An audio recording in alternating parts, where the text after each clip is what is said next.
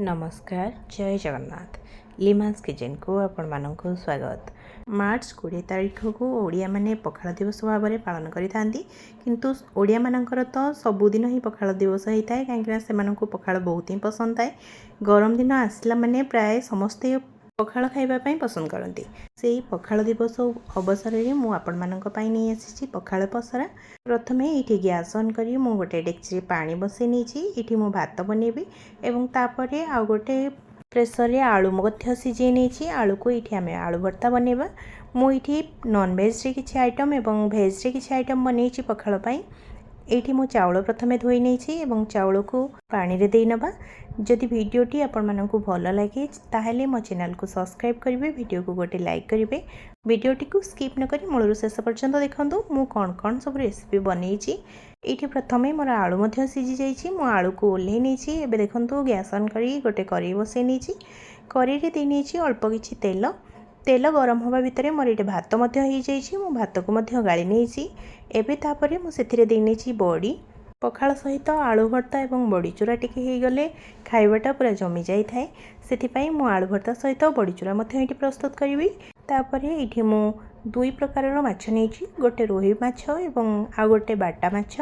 प्रथमे एठी माछरे लूण एवं हळदी गुंड देकी एवं अल्प टिके लंका गुंड दे नेछि। तापरे ताको भल भाव में गोले नबा। जो मैंने नॉनवेज खाइबा पसंद करती से तो पखाल सहित माछ भजा टिके हो गले आउ किछि आवश्यक पड़ी न थाए।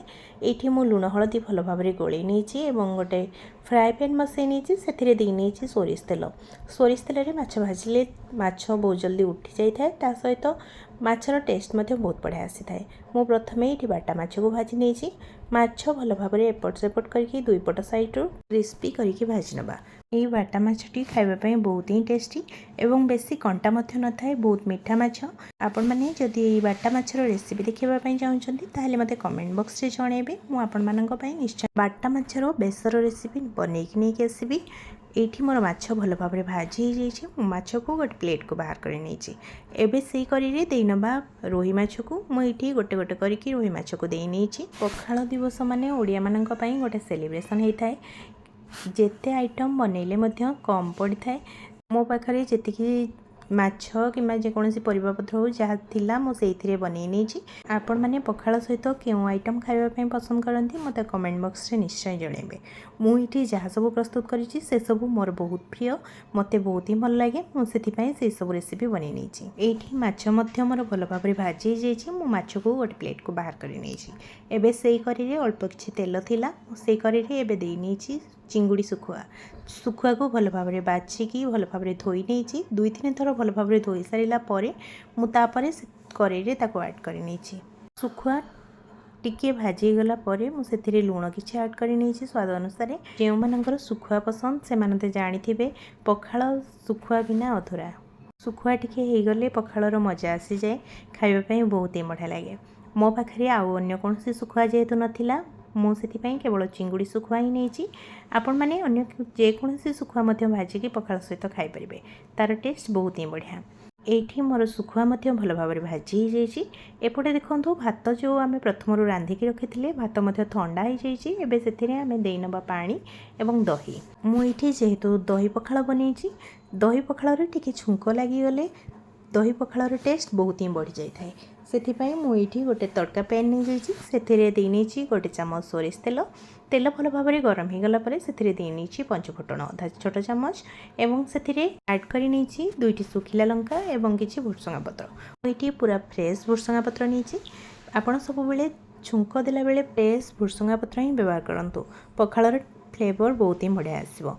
एबे हमर इटा छुंक देवाई पूरा रेडी हो जाइए। एबे आम पखाल नहीं कि ऐड कर नबा एवं पखाल सहित छुंक को भल भाव में गोले नबा। एबे पखाल को गोटे साइड कर नबा। एबे बाकी सब प्रस्तुति आरंभ करबा। प्रथमे आम ये बड़ी चूरा प्रस्तुत करवा से मु गोटे पियाज छोट छोट खंड करके काटी नहीं एवं ता सहित गोटे कंचा लंका नहीं। आपण ये चाहिए रसुण रे छेची पारे बड़ी को मु किंतु ये पियाज रे छेची नहीं। मते पियाज पकईकी बड़ी चूरिले बहुत ही बढ़िया लगे से मुझे बड़ी चूरा रे पियाज देकी चूरी नहीं। ये आमर बड़ी चूराटी प्रस्तुत हो जाइए। मु गोटे प्लेट को बाहर कर नहीं। एबे आमे आलू भर्ता प्रस्तुत करवा। आलू भर्ता प्रस्तुत करने प्रथम तो आम आलू सीझी नहीं मुझे आलू चोपा बाहर करके चकटी नहीं आलू को एवं से देना अधा छोट चामच सोरिष तेल, स्वाद अनुसार लुण और अल्प किसी कटा पियाज और गोटे कंचा लंका ए सब को देकी आम भल भाव में आलू को चकटी नवा। आलू भर्तार सोरिष तेलर बास्ना बहुत ही बढ़िया आसे, तेणुक आपड़ जितेबले भी आलू भर्ता प्रस्तुत कर सोरिष तेल पकड़ापी जमा भी भूलें ना। ये मुझे आलू भर्ता नहीं सहित नहीं कि काकुड़ी और पियाज और गोटे कंचा लंका, ता सहित नहीं आंबुल पाग करने आंबुल और ता सहित कंचा लंका और रसुण। ये आमर भेज प्लेटर रेडी हो जाइए। एबे चलतु रेडी नवा नॉन भेज प्लेटर। प्रथमे ये आम चिंगुड़ी छेचा बनवा, से मु रसुण किसी दुईटी कंचा लंका नहीं जाइए। रसुण और कंचा लंका को भल भाव में छेची नेला आम से नवा भाजिकी रखि चिंगुड़ी सुखुआ को। चिंगुड़ी सुखुआ देलापर आम आउ थे भल भाव में छेची नवा। मुझे चिंगुड़ी सुखुआर गोटे बहुत सुंदर रेसिपी मो चैनल रे अपलोड कर सारी। आपण मैंने चाहिए मो चैनल रे जाइए रेसिपीटी देखिपारे। ये आमर प्रस्तुत हो जाए चिंगुड़ी छेचा। एवं आम गोटे प्लेट को बाहर कर नवा। सुखुआ जदि आपण मानक खाइबा पसंद थाए ताले मो लुणी सुखुआर रेसिपी अपलोड कर मो चैनल रे। आपण मैंने जाइए बहुत सारा सुखुआर रेसिपी आपण देखिपारे मो चैनल रे। आपण मैंने प्रथम थर पर जदि मो चैनल रे देखुथिबे वीडियो ताहले मो चैनल को निश्चय सब्सक्राइब करेंगे। मो वीडियो आपण मानक केमिति लागुची मतामत देवाई जमा भी भूलें ना। मुझे चिंगुड़ी सुखुआ को गोटे प्लेट को बाहर कर नहीं सारी। एवं से जगार नहीं अल्प किसी रसुण एवं ता सहित गोटे कंचा लंका। एवं आम माछ मुंडर छेचा प्रस्तुत करवा। यही रेसिपीटी मु प्रथम थर पर ट्राए करुँची। मु आगु केबे भी माछ मुंड एमती छेचिकी खाई नी पखाड़ सहित खाइला परे बहुत ही टेस्टी लगिला, बहुत ही बढ़िया लगिला खाइबा। आपण मैंने केबे भी ट्राए करिसेंती कि नहीं मते कमेंट बॉक्स रे जणेबे।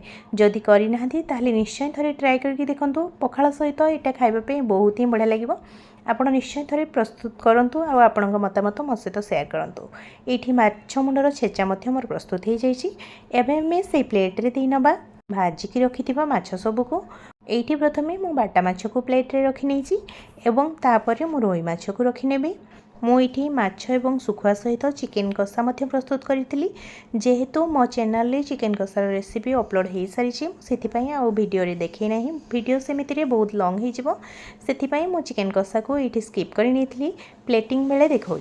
ये आमर पखाड़ प्लेटर पूरा रेडी हो जाइए। मुझे आ बेसी किसी आइटम बनै ना। एतिकी आइटम रे आज पखाड़ पसरा बनई। यही सब आइटम रू आपण मानक पखाड़ सहित क्यों आइटम टी खाइबा बेसी भल लगे मते कमेंट बॉक्स रे निश्चय जणेबे। यही मार्च 20 तारीख रे आपण माने पखाड़ दिवस को पालन करंतु एवं आपणक मतामत मो सहित शेयर करबा पई जमा भी भूलिबे नहीं। वीडियोटी जदि भल लगे लाइक शेयर कमेंट करंतु। देखा पुणी गोटे नुआ वीडियो एवं नुआ रेसिपी सहित। सेतिबेले जाए विदाय दियंतु। रहिली। जय जगन्नाथ।